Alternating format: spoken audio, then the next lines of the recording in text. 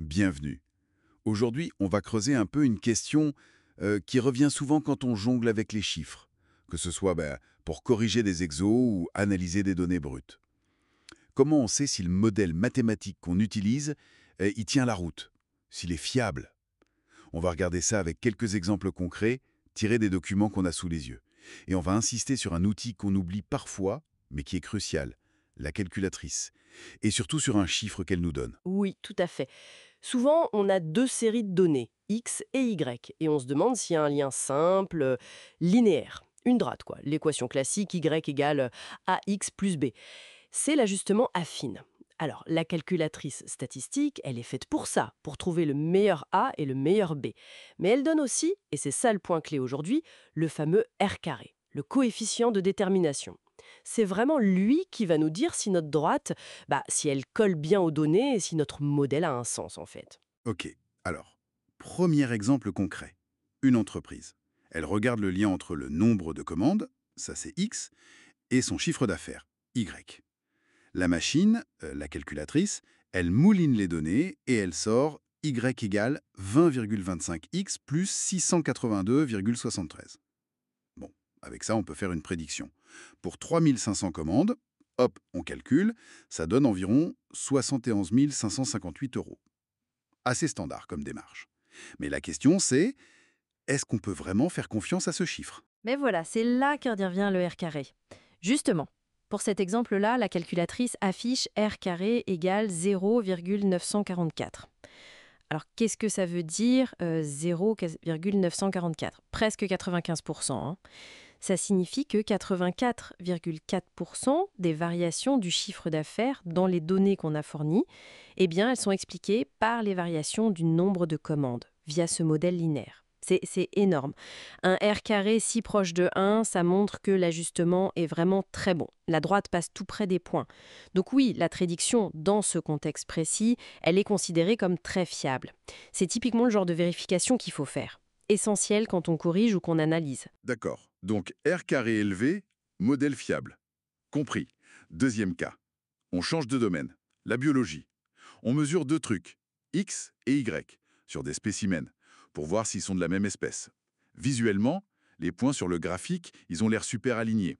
La calculatrice donne Y égale 1,20X plus 3,66. Et si on a X égale à 80, on prédit Y égale 92,34 cm. Et là, le R carré, il dit quoi? Alors là, c'est encore plus fort.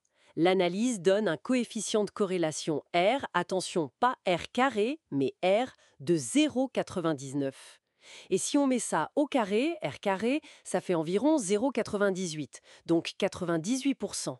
C'est quasi parfait. Un score pareil, ça renforce vraiment l'hypothèse de départ. Presque toute la variation de Y est expliquée linéairement par X. Ça suggère un lien très très fort, très régulier, tout à fait ce qu'on attendrait s'ils étaient de la même espèce par exemple.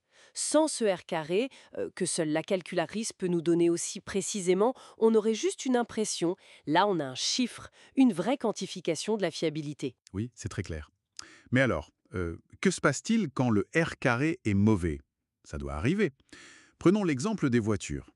Le lien entre la masse à vide, X en kilos, et la consommation, Y en litres au 100. L'équation trouvée, c'est Y égale 0,0012X plus 5,5323. Si la voiture fait 1500 kg, on prédit 7,33 litres. Bon, intuitivement, on se dit, le poids, ça doit compter un peu quand même. Oui, on pourrait penser ça, mais attention, la calculatrice, là, elle nous sort à R carré égale 0,022. Vous entendez, 0,022. C'est 2,2%. C'est ridicule. Ce chiffre, c'est une alerte rouge. Il nous dit attention, ce modèle linéaire-là, il ne sert à rien, ou presque. Il est totalement inefficace pour prédire la consommation juste à partir de la masse, pour ce groupe de voitures en tout cas. Moins de 3% de la différence de consommation entre les voitures est expliquée par leur masse dans ce modèle précis. Faire une prédiction avec ça, ça n'a aucun sens en fait. Le R carré nous crie « stop ». Ne vous fiez pas à cette droite. Ça veut dire qu'il y a d'autres facteurs bien plus importants qu'on n'a pas pris en compte ici. Ah oui, là ça montre vraiment l'importance de regarder ce R carré.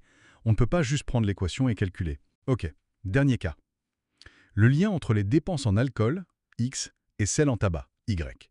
Le modèle proposé est Y égale 0,61X plus 0,11. Alors, ici, le R carré calculé est d'environ 0,615. Bon, 61,5%. Là, on est dans une zone grise, on va dire. C'est moyen. Le modèle explique un peu plus de la moitié de la variabilité. C'est pas négligeable, mais c'est pas fou non plus. Il y a bien une tendance positive, ok, mais c'est beaucoup moins net que pour le chiffre d'affaires ou les spécimens. La source le dit d'ailleurs, hein, pas si net que ça. L'interprétation peut varier. Un R carré comme ça, autour de 0,6, ça invite à la prudence. Il y a peut-être un lien linéaire, oui, mais il est sûrement un peu bruité. Disons que d'autres facteurs jouent aussi, ou alors le lien n'est pas parfaitement une droite.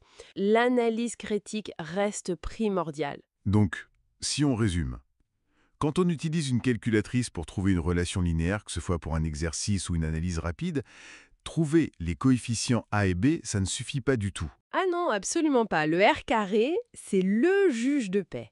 C'est lui qui mesure la qualité de cet ajustement linéaire, la proportion de la variation d'une variable qui est expliquée par l'autre via ce modèle simple. Sans vérifier ce R carré, on risque de dire des bêtises, de se fier aveuglement à des prédictions qui n'ont aucune base solide. C'est vraiment un réflexe indispensable à avoir pour interpréter correctement ce que la calculatrice nous donne. Et ça soulève une question intéressante pour finir. Si un R carré très élevé, comme dans les premiers exemples, montre une forte corrélation linéaire, jusqu'où peut-on aller pour parler de cause à effet? C'est pas automatique, hein. Et inversement, un R carré très faible, comme pour les voitures, est-ce que ça prouve qu'il n'y a aucun lien entre masse et consommation? Ou est-ce que ça dit juste que le lien, s'il existe, il n'est pas linéaire et que notre modèle simple est juste inadapté? Voilà de quoi réfléchir un peu sur la nature des relations qu'on essaye de mettre en chiffres.